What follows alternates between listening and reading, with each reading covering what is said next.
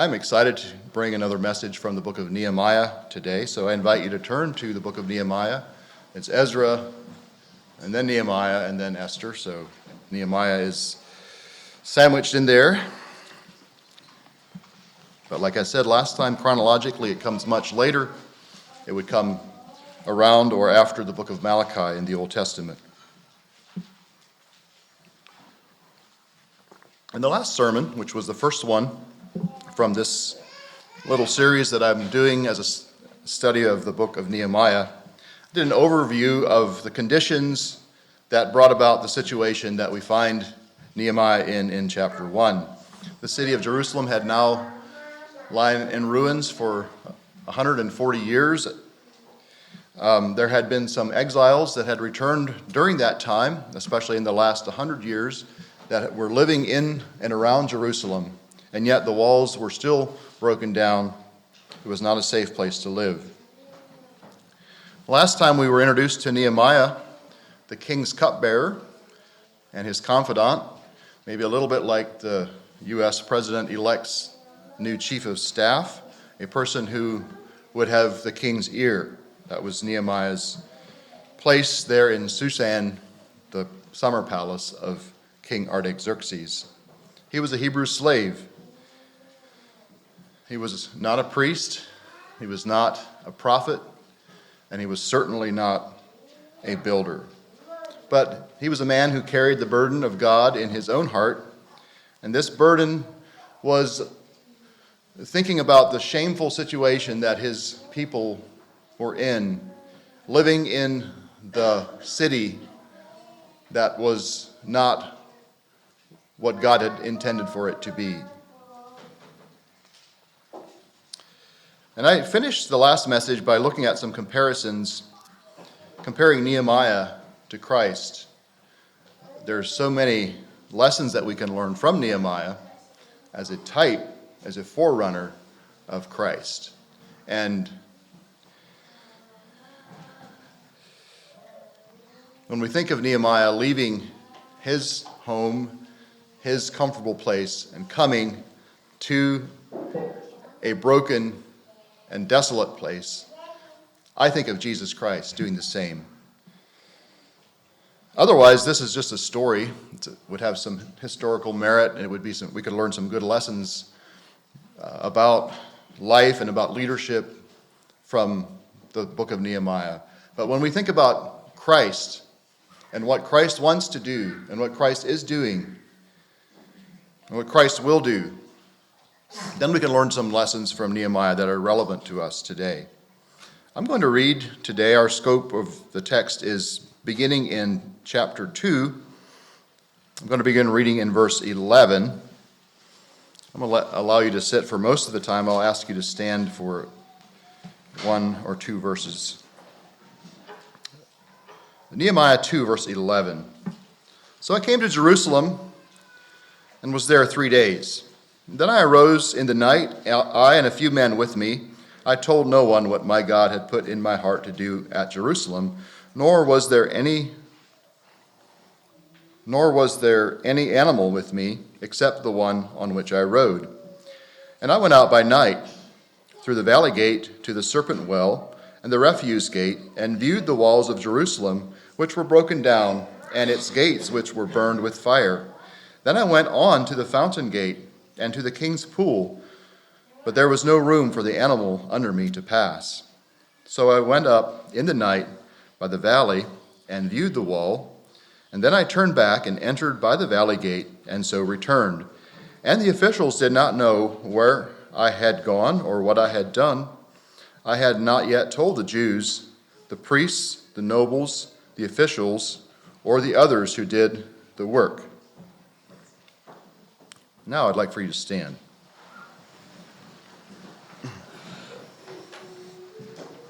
And then I said to them, "You see the distress that we are in, how Jerusalem lies waste and its gates are burned with fire. Come, let us build the wall of Jerusalem, that we may no longer be a reproach." And I told them of the hand of my God which had been good upon me, and also of the king's words that he had spoken to me. So they said, "Let us rise up and build." Then they set their hands to this good work. And you may sit down. I'll keep on reading. But when Sanballat the Horonite and Tobiah the Ammonite official and Geshem the Arab heard of it, they laughed at us and despised us and said, "What is this thing you are doing? Will you rebel against the king?" So I answered them and said to them, "The God of heaven himself will prosper us. Therefore we his servants will arise and build. But you have no heritage or right or memorial in Jerusalem." Chapter 3, Then Eliashib, the high priest, rose up with his brethren, the priests, and built the sheep gate. They consecrated it and hung its doors. They built as far as the Tower of the 100 and consecrated it. Then as far as the Tower of Hananel. Next to Eliashib, the men of Jericho built, and next to them Zachar, the son of Imri, built. Also the sons of Hassanah built the fish gate, and they laid its beams and hung its doors with its bolts and bars. And no, I'm not going to finish reading chapter 3 in case you were wondering, but I wanted to give you a little bit of a flavor of how chapter 3 reads. I'll talk more about chapter 3 later on. As a bit of a prologue to this portion of Nehemiah, I want to invite your attention to something that you may have noticed as you drove in this morning or earlier in the week if you were in and out of the car park. Just on the south side of the car park, just kind of behind me, there is a structure, and no, it's not an eyesore. You see some some styrofoam blocks that look sort of like giant-sized Legos, and there are some words painted on those blocks. Well, that whole setup was up here on the platform, I think it was about 2 weeks ago. I was here for a school devotions on a Monday morning, and I sat and listened to Mr. Yancey introduce the quarter theme for the school, which is from 1 Peter chapter 2, where Jesus Christ is called the chief cornerstone, and we as people, the living or the lively stones. And Mr. Yancey explained how a cornerstone keeps the wall from tumbling over. It keeps the wall straight. It keeps the wall secure. It's something that we can latch onto and build into. And he demonstrated how that some people choose to build a wall without being attached to the cornerstone. And he showed how teetery a wall like that will be. It won't last. So I hope that you can look at that as a reminder. I'm not sure what the school plans to do with that, but I think it would be nice to leave it there for a little while for us to think about how we as the people of God are built into Christ as the cornerstone. Indeed, we talked about Jesus last time as the rebuilder of broken lives and walls, and he wants us to join in with him. So some questions I have this morning. What is Christ building? For what purpose is he building? How does he mobilize people to build? What threatens us in the building? What keeps us from building? How can I be a more faithful and a better builder? I've titled the message this morning, Building Together. Building Together. And I think I will not answer all those questions this morning, but I hope that these sermons will serve as a lesson for us and as a help to answer these questions about what Christ is building in the world today, and for what reason he's building, and how he wants to use people to build. So I'm going to begin. I have four sections that I want to look at this morning. The first three I will try to keep as brief as possible because I want to spend as much time as I can on the fourth one. I want to look at Nehemiah's appraisal this morning from the first part of my reading from verses 11 to 15. Nehemiah's appraisal. I had an appraisal done on a property that I owned to determine what its value is, what it's worth. And the appraiser could look at it and say, well, if you would do this, if you would fix this up, this place would be worth this much more than what it is now.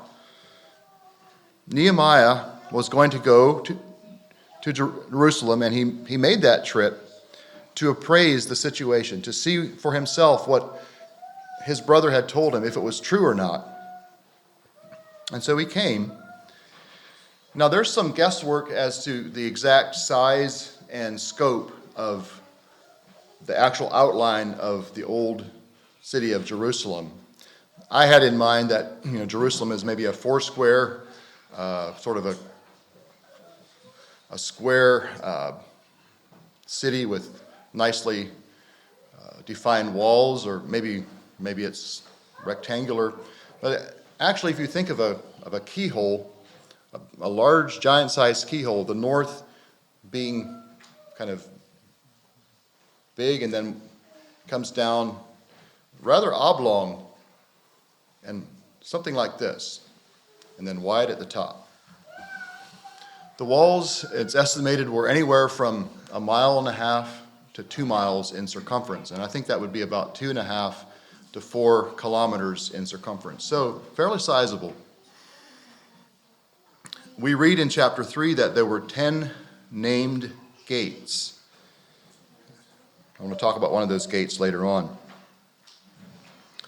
But we read that Nehemiah went out through the valley gate, which would have been in the southwest, as you're facing it, in the southwest side of the city. The Hinnom Valley is on the west and along the south. So maybe some of the most treacherous area of the outskirts of Jerusalem is the area that Nehemiah went to survey and to appraise the land or the city walls. And we read that there was so much rubble, there was so much debris that had toppled down into the valley and away from the wall that his donkey or his animal that he was riding on couldn't even pass. And so he had to go all the way down into the valley. He writes about that, and he comes up and goes through another gate. And he's down there and he's looking up at this city, and it is so. It's exactly like how it had been described to him. Walls broken down, gates that were burned with fire. It was a sobering sight. As I was meditating on that, I noticed beside me a glass of water beside me at my desk, and it was about half full, or was it half empty? I like to look at life and situations I face.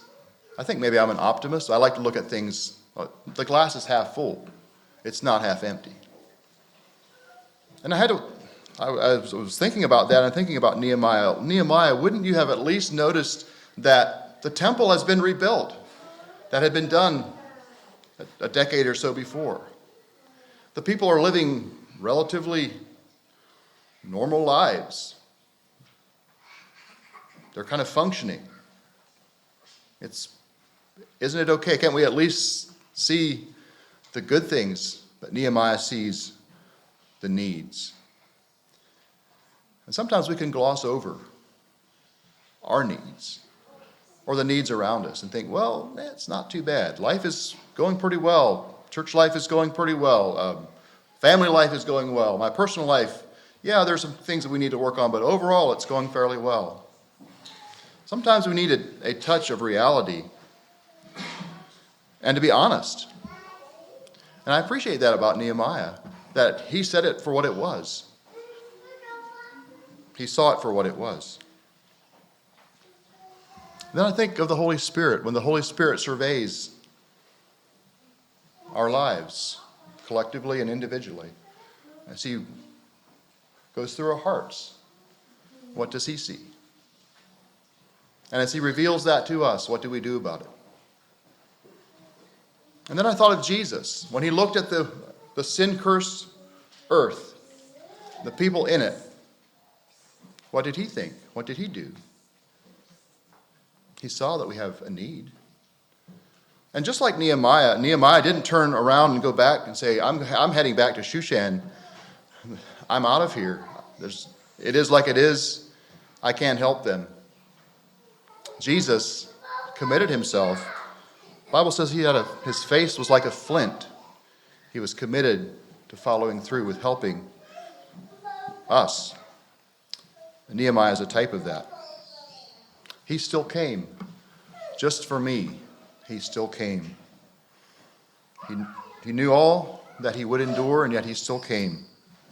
He disregarded every cost from the manger to the cross.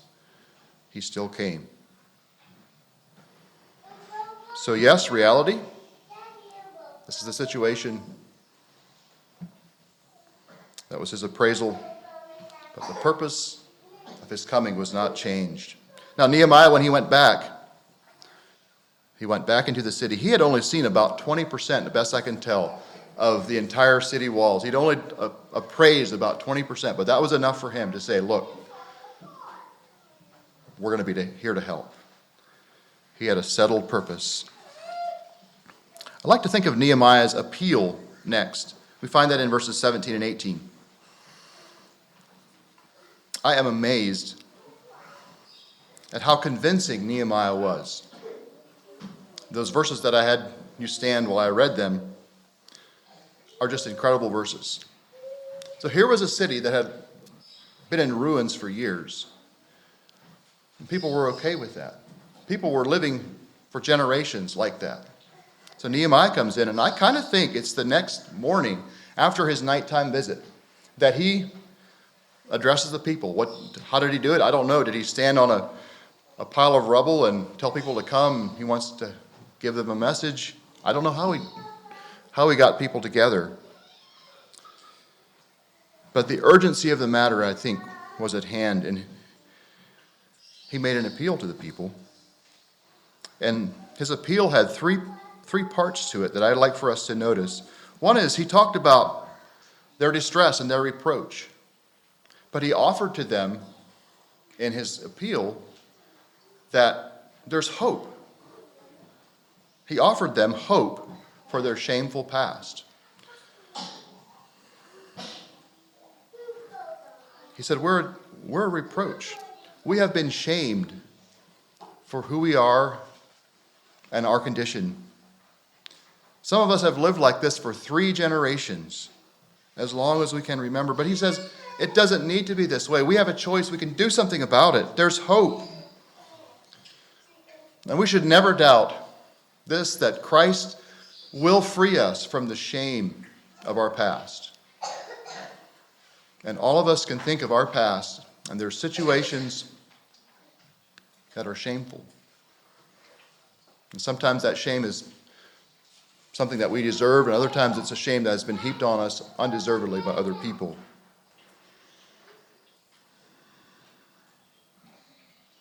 Hope makes not ashamed, the Bible says, because the love of God is shed abroad in our hearts by the Holy Ghost, which is given to us. Nehemiah also told them of the hand of God. Look at that in verse 18. I told them of the hand of my God, which had been good. God has a good hand. And God's hand represents guidance and providence and provision and care and security. Nehemiah told the people, God's hand upon me was good. That's why I'm here. And he could trace his steps in his life up to that point and say, God's hand has been good on my life. I think it's good for us to reflect. When we're in a time of distress, maybe we're experiencing shame, to think of the good hand of God on our life. And even think about how God's hand has been good to other people. And then also, Nehemiah mentioned to them the help of the king. So he talked about hope over their shame. He introduced them that the hand of God was on him, and surely he would bless them as well. But then he talked about the help that the king had given to him. The last part of verse 18, sort of in the middle there. Also the king's words which he had spoken to me. It is amazing to me how God uses the men of this world, the rulers of this world, for his purposes. This man, Artaxerxes I, I believe he was the son of Ahasuerus, would have been the stepson of Queen Esther. 12 years before this, around 12 years, there had been another attempt at building the walls of Jerusalem. And Ezra has these interesting records of letters that were written between or sent back and forth from the officials that were living in this area and King Artaxerxes. And they said, look, these Jews are trying to build this city. They're going to revolt. They're going to rebel. And you're going to lose this region unless you do something now. And so he sent a letter back and said, work needs to stop now under my orders. But there was a little caveat in that letter. It said, until I give further orders. So there was a way out for him, the law of the Medes and Persians, but there was a way out. So 12 years, that was where the situation was for that length of time. But now, further on to the southwest, this empire called Egypt was sort of rattling their sabers a little bit.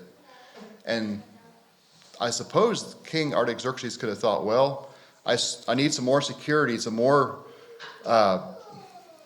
presence on that front to make sure that the Egyptians don't get too carried away and invade my region.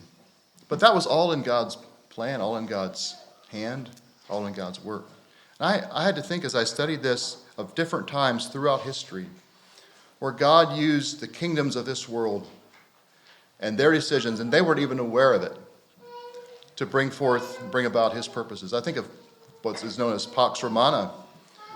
Just right over the time when Christ came into the world and the early church was birthed was a time of peace, a relatively time that was relatively free of war and strife in the Roman Empire. The gospel spread during that time. God used the kings and the rulers of this world to bring that to pass. Nehemiah's adversaries, we find them in verses 19 and 20. And Nehemiah's adversaries actually will deserve an entire sermon because we find them here, we find them again and again and again. Here they're at the beginning of the work, trying to put a stop to it right there and then. But we'll find them later. They don't go away. They come back. Sanballat, Tobiah, and Geshem. And there's some really interesting comparisons that we can make to the three enemies that all of us face today: the world, the flesh, and the devil.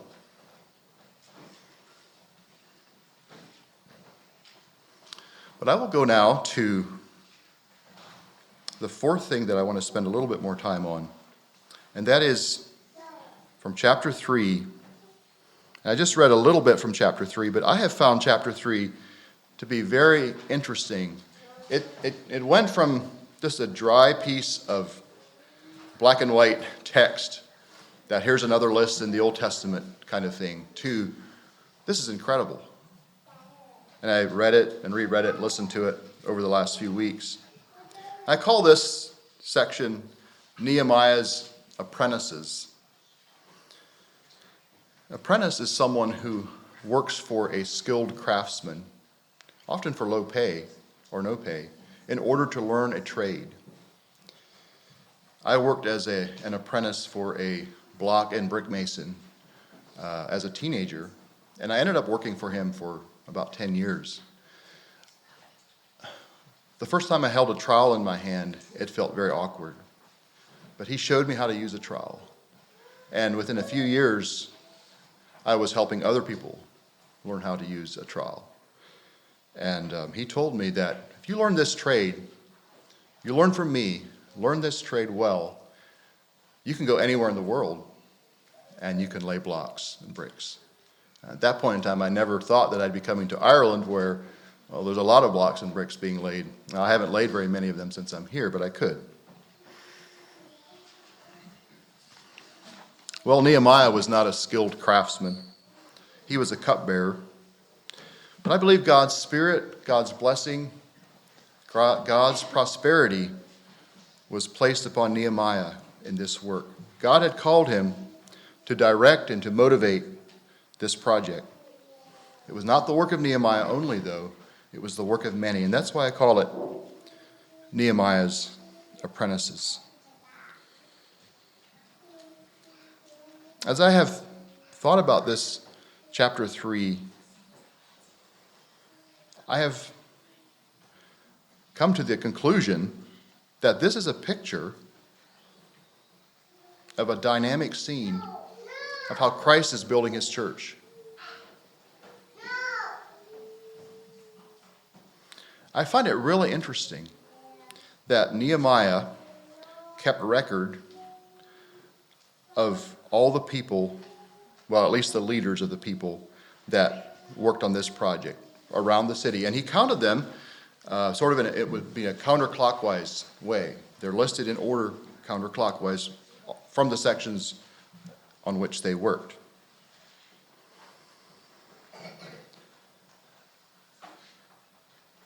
I read in 2 Timothy 2:19, "Nevertheless, the foundation of God stands sure, having this seal, the Lord knows them that are his." So God has a list. God knows who works for him.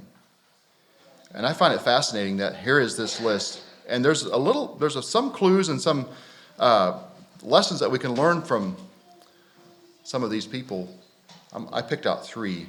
I'll talk about just a little bit today.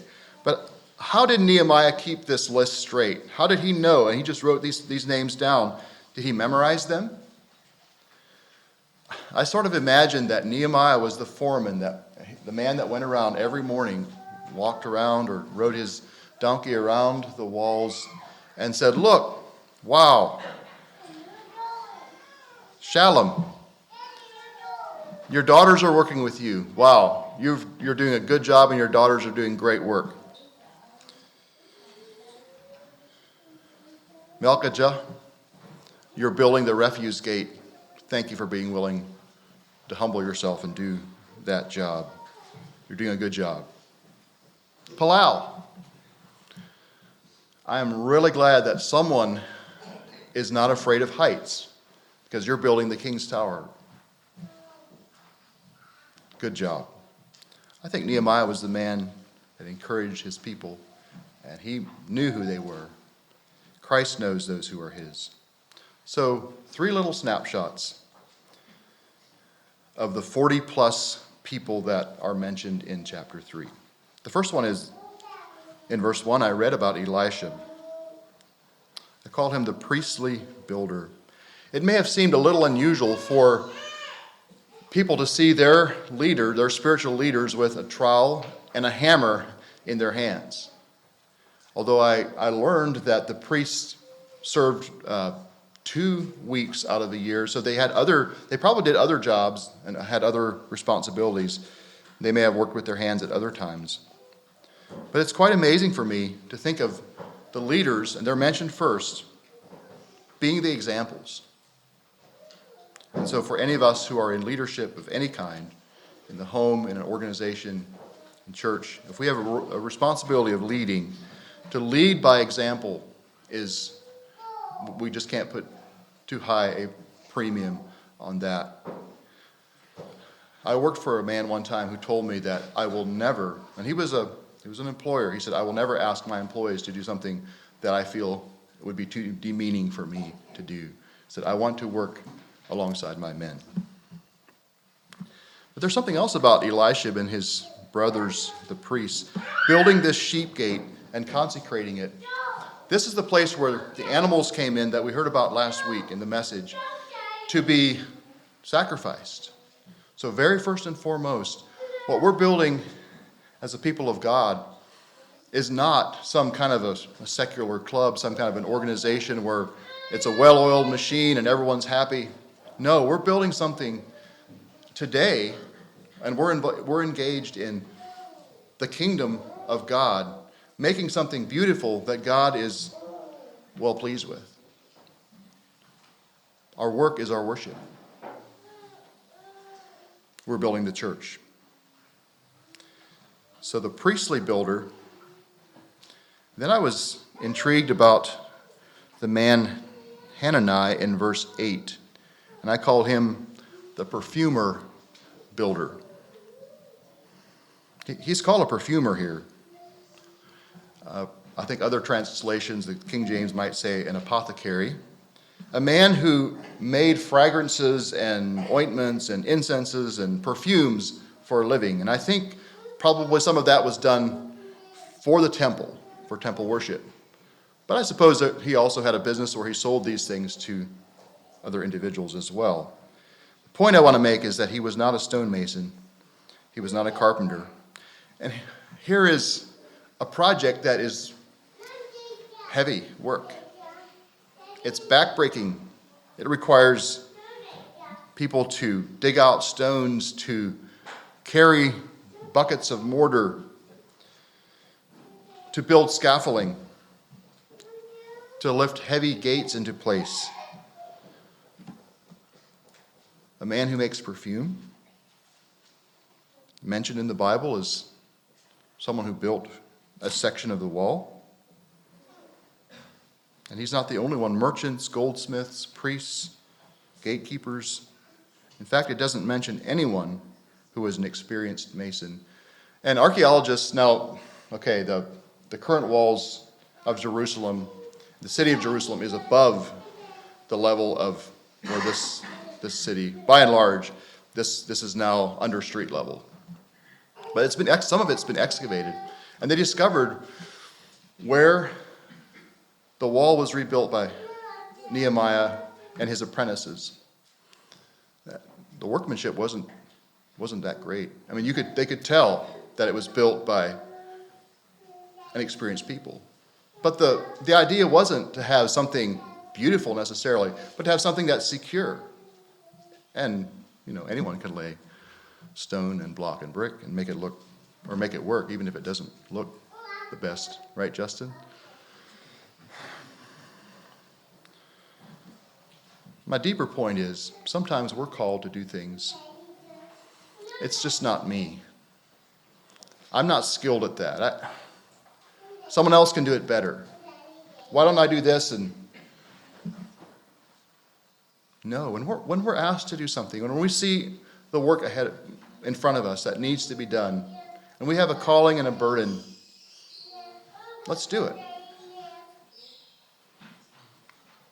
That's how the church is built.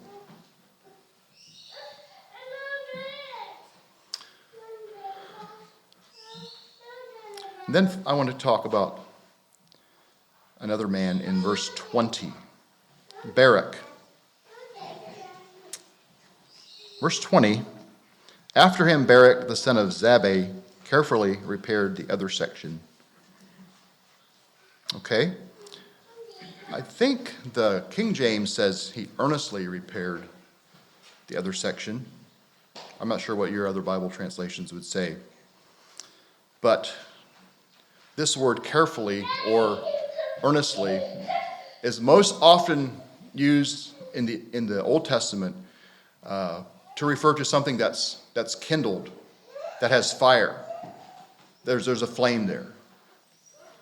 And so that changes our view of Barak. And I call him the passionate builder. I mean, they all built well, but this man, he gave all and then some, right? He worked hard. And that's mentioned in the Bible. God notices, and we're on the list. We're on God's list. God sees. But God also takes note of how we work. I think, I've done my share. Someone else can do it. And I feel really convicted about this because yesterday I was studying for this sermon. It was our turn to clean the church house. So, what better way can the pastor show that he's building the church by helping to clean? And usually my job is to hoover the floors. And I was planning to come over. And then all of a sudden Amy was standing behind me and I said, what about cleaning? And she said, it's done. And so someone else had done my job. I was convicted about that, but thankful too. But this man was a passionate builder. He gave all he had, and it's mentioned. I think of Paul, and all of us would have a lot to live up to be able to serve God like Paul did. I think of my hero, one of my heroes, C.T. Studd. I've told you about him before, a man who gave up so many things, personal ambitions, money, a future, to serve God on the mission field. And he was effective in 3 different countries, 3 different continents in his time. And he was the man that wrote the poem that ends with these words, "Only one life, 'twill soon be past. Only what's done for Christ will last." Well, we could also talk about the proud men who would not build. Those were the Tekoites. They weren't willing to submit themselves to the work and build.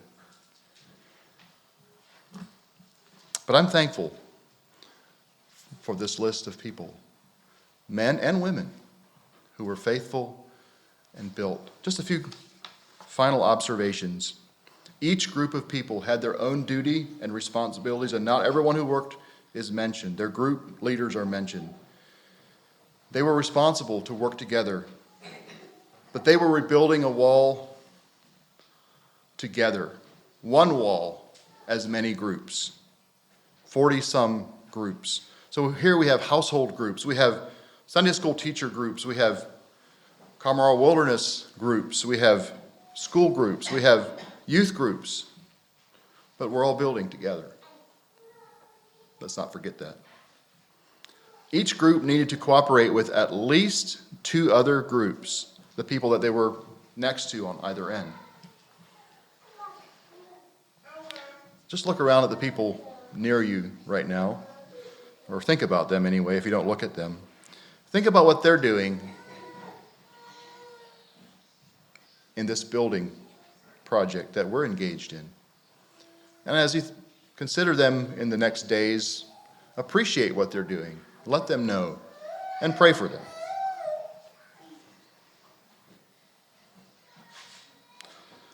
Well, the wall was built in 52 days. It tells us that later in the book of Nehemiah. And it says the people had a mind to work. They built the wall together. So 52 days from now, January the 8th, 2025, if the Lord tarries, what will be different about our personal lives, about our family life? Will it just be the same? What will be different about church life? Are we growing? Are we building? Are we being faithful? A little bit more of the poem that C.T. Studd wrote. And I give this as a prayer, and then I'll sit down. Give me, Father, a purpose deep, in joy or sorrow thy word to keep. Faithful and true, whate'er the strife, pleasing thee in my daily life. Only one life, 'twill soon be past. Only what's done for Christ will last. Let's rise up and build.